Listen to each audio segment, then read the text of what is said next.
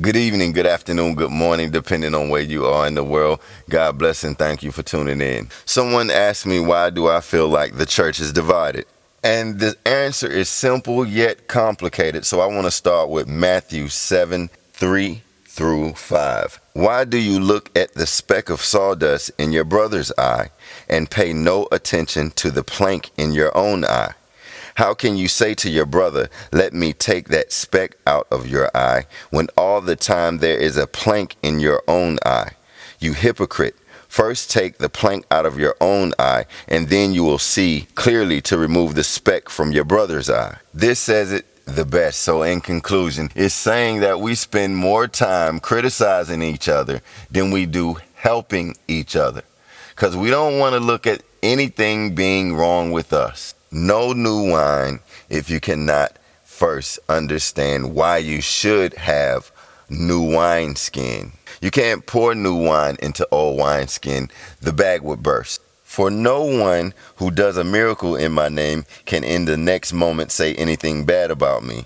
For whoever is not against us is for us. So you can't walk in the genuine light of Yeshua and all you do is criticize people. They're not praying right. They're not worshiping right. It's all nonsense. We're all on a journey here. You're in no position to ridicule anyone. Your mission, your purpose is to let them see what light you carry. So to best sum this up, I'm going to close with Luke 18:10-14. Two men went up to the temple to pray, one a Pharisee and the other a tax collector. The Pharisee stood by himself and prayed, God, I thank you that I'm not like other people, robbers, evildoers, adulterers, or even like this tax collector. I fast twice a week and give a tenth of all I get. Now, as the Pharisee is praying literally against this guy that's standing and listening to him, he so happens to be a tax collector. So he couldn't even look up to heaven, but he fell to his knees and beat on his chest and said, God, have mercy on me, a sinner. And in verse 14, it goes on to say, I tell you, this man rather than the other went home justified before God.